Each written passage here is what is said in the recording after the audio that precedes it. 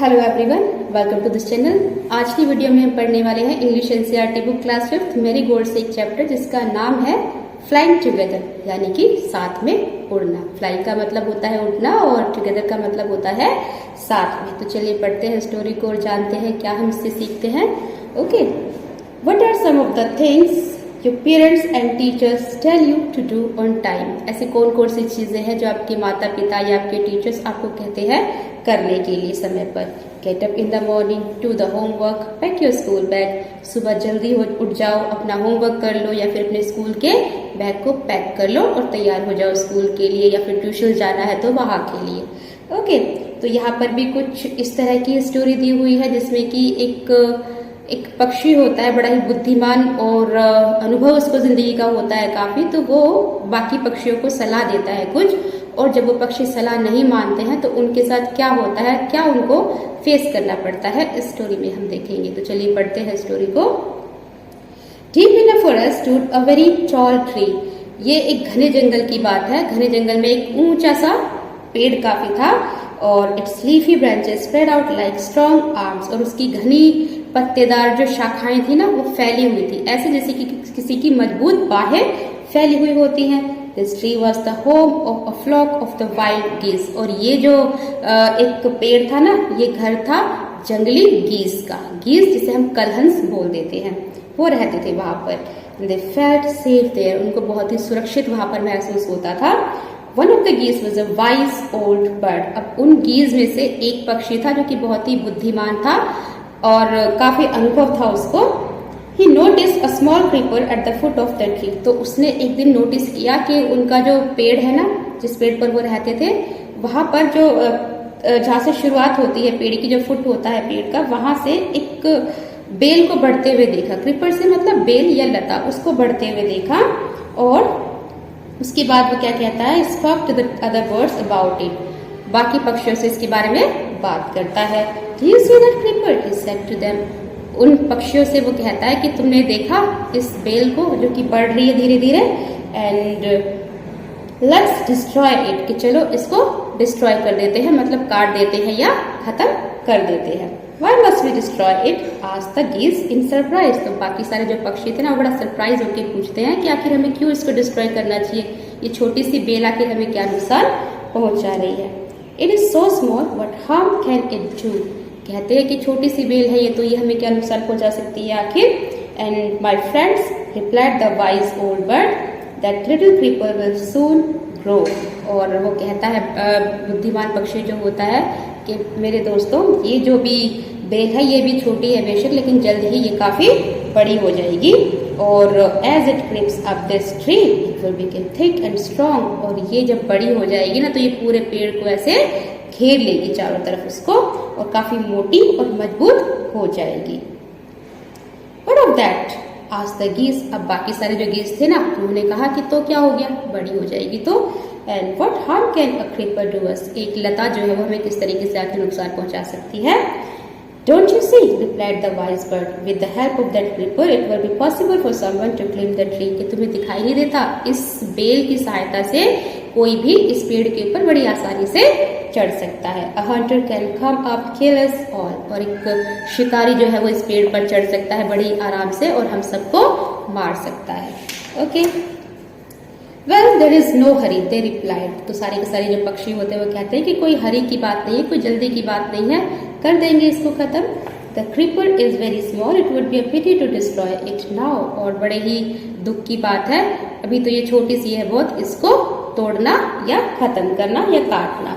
Destroy the creeper while it is still young, the old bird advised. तो जो बूढ़ा पक्षी होता है वो एडवाइस देता है उनको कि ये जो अभी छोटी है ना, अभी इसको डिस्ट्रॉय करना ठीक है। Now it is tender and you can cut it easily. कि अभी ये टेंडर है, टेंडर मतलब सॉफ्ट है, काफी कोमल है, इसको काटना बहुत ही आसान रहेगा। लेकिन later it will become hard and you will not be able to cut it. और बाद में ये काफी मजबूत हो जाएगी, मोटी हो जाएगी, तो उस टाइम पे तुम्हें इसको काटना मुश्किल हो जाएगा, आप नहीं काट पाओगे इसको।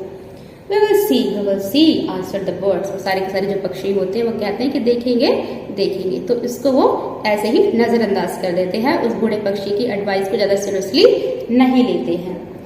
But why did but they did not destroy the creeper, लेकिन वो उस क्रीपर को डिस्ट्रॉय नहीं करते।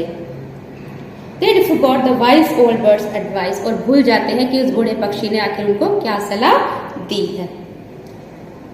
As the creeper grew, it began winding its way up the tree, और जैसे जैसे वो जो क्रीपर थी वो बढ़ती गई, उसने पूरे पेड़ को ऐसे वाइंड कर लिया, मतलब कि घेर लिया इस तरीके से, है ना। Stronger and stronger it became until it was as strong as a thick rope, और धीरे धीरे करके ये जो बेल थी ना वो मजबूत होती गई, काफी मजबूत होती गई, और एक तरीके से मोटी रस्सी जैसी हो गई है। One morning when the geese had gone out in search of food, a hunter came to the forest, और एक सुबह की बात है जब सारे के सारे जो पक्षी होते हैं वो खाने की तलाश में गए हुए थे, तो वहां पर आ जाता है एक शिकारी जंगल में। And so this is where the wild geese live, he said to himself, तो वो अपने आप से कहता है कि अच्छा तो ये वो जगह है जहाँ पर के सारे जो गीज है वो रहते हैं। When they come back in the evening, I shall catch them, तो कहता है कि जब वो वापस आएंगे शाम को तो मैं इन सबको पकड़ लूंगा।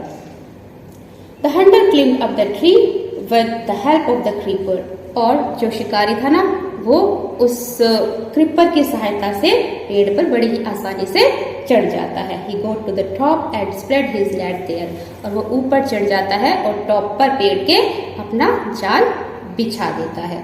Then he climbed down and went away, और उसके बाद जाल को बिछाकर नीचे आ जाता है और चला जाता है। In the evening the geese returned the home, और शाम के टाइम पर जो सारे के सारे गीज होते हैं वो वापस आते हैं। They did not notice the net, और उन्होंने ध्यान नहीं दिया कि वहां पर कोई जाल बिछाया हुआ है। As they flew into the tree, they were trapped, और जैसे ही वो पेड़ पर चढ़े उड़ के और पकड़े गए सबके सब जाल में। They struggled hard to get out but could not, उन्होंने बड़ी कोशिश की, बड़ा संघर्ष किया कि वो जाल से बाहर किस तरीके से निकल जाए, लेकिन वो नहीं निकल पाते। Help, help, cried the geese, we are caught in the hunter's net, तो वो चिल्लाते हैं बहुत जोर जोर से, मदद करो, हम शिकारी के जाल में फंस गए हैं। Oh, what shall we do, अब हम क्या करें। ये सारे आप देख रहे हो ना पिक्चर में।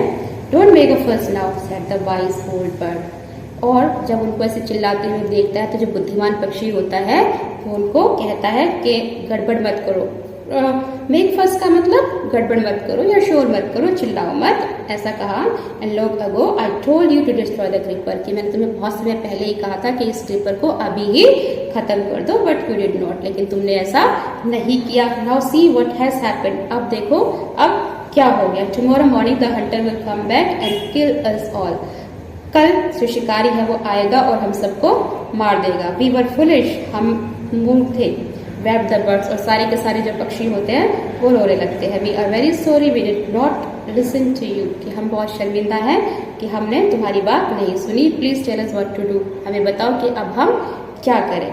Then listen carefully replied the wise bird, और उसके बाद उस बूढ़े पक्षी ने कहा, बुद्धिमान पक्षी ने, कि अब मेरी बात बड़े ध्यान से सुनो। When the hunter comes, you must all pretend to be dead, कि जब वो शिकारी आए तो तुम लोग ये दिखाना, शो करना कि तुम सब के सब मरे हुए हो। प्रिटेंड का मतलब दिखाना, शो करना। जस्ट लाई स्टिल, और बिल्कुल शांत पड़े रहना। लाई स्टिल का मतलब शांत पड़े रहना। The Hunter will not want dead birds, और जो शिकारी है वो मरे हुए पक्षियों को ले जाना नहीं चाहेगा। He will throw us to the ground, और वो हम सबको एक एक करके नीचे जमीन पर डाल देगा। It will then be easy for him to climb down, और इसके बाद फिर उसको इजी रहेगा बहुत आसानी से नीचे पेड़ पर उतरना। कहने का मतलब कि वो अपने जाल को पहले खाली करेगा पक्षियों को नीचे गिरा के, और उसके बाद वो फिर नीचे आएगा उस नेट को खाली करके। Collect the dead birds and take them home. When the last of us has been thrown down, we must quickly get up and fly away.